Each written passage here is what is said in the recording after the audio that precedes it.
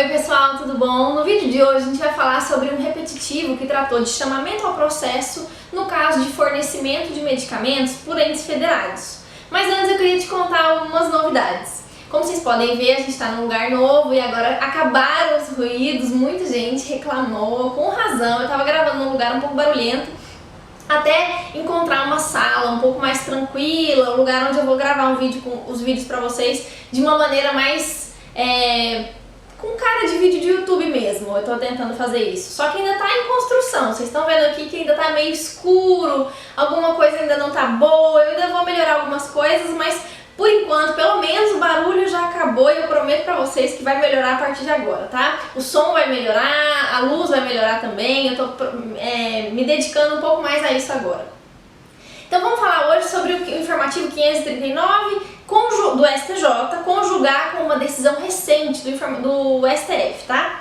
Então o caso é o seguinte: quem já estudou chamamento ao processo, aquela intervenção de terceiro que existe dentro do processo civil, já estudou, pode continuar a assistir o vídeo. Se você ainda não estudou, dá uma pausa, vai no livro do Fred Didier. Ele explica de uma maneira super tranquila o que é esse instituto e depois você retorna para dar continuidade ao vídeo. Que eu já vou partir do princípio que você já sabe o que é. Mas, para quem já estudou e não tá lembrando direito, eu vou dar uma revisada rápida só com uma frase que o Fred fala em aula e que eu acho muito esclarecedora. Ele fala o seguinte: se um A entrou com uma ação contra B, pleiteando o cumprimento de determinada obrigação que B possuía em relação a A. A parte B, quando ela recebe a petição inicial, a primeira atitude que ela faz é pleitear o chamamento ao processo, que nada mais significa quando B olha para o juiz e fala: juiz, chama também C para essa demanda, tendo em vista que nós somos solidários na prática desta obrigação que está sendo requerida por A. Isso é o chamamento ao processo. Eu chamo alguém para responder junto comigo na parte ré. Para o Fred e para a doutrina como um todo, o chamamento ao processo nada mais é do que um litisconsórcio passivo ulterior. Falando sobre medicamentos, a primeira pergunta que eu vou te fazer é: existe uma solidariedade entre União, Estados e municípios na prestação de saúde no Brasil? Existe, gente. Recentemente, é por isso que eu quero falar com vocês, recentemente o STF, numa repercussão geral, reiterou seu entendimento no sentido que existe sim solidariedade entre os entes União, Estados e municípios na prestação da assistência à saúde aqui no Brasil. Então existe uma solidariedade entre os entes federativos na prestação de fornecimento de medicamentos.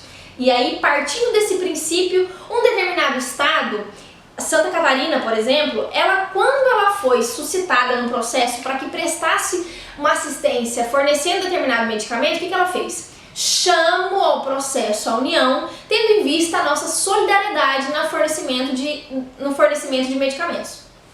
O que o STJ fez no recurso repetitivo do informativo 539? O STJ disse expressamente: não é adequado o chamamento ao processo da União em demanda que verse sobre fornecimento de medicamento proposta contra outro ente federativo. Apesar de existir uma solidariedade entre os entes federados, não há a possibilidade, não é adequado para os tribunais superiores, e eu estou falando tribunais superiores tanto o STF como o STJ, no sentido de existir a possibilidade de chamamento ao processo.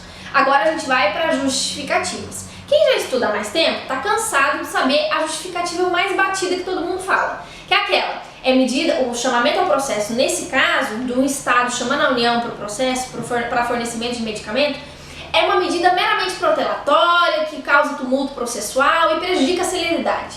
Isso é o que 90% dos seus concorrentes vai falar na sua prova. O que eu quero com esse vídeo? Eu quero te dar mais duas justificativas para que você acrescente na sua resposta, ou numa prova oral, ou numa prova discursiva, para que fique uma resposta mais completa e diferenciada das outras pessoas.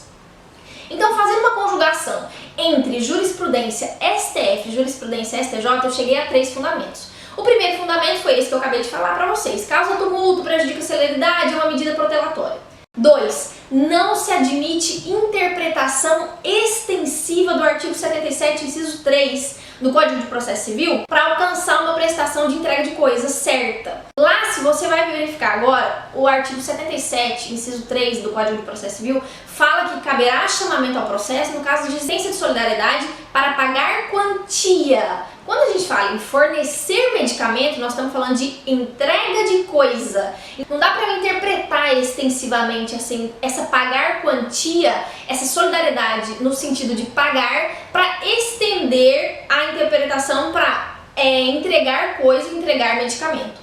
E por último agora, então você já viu a primeira, a segunda, vamos à terceira justificativa.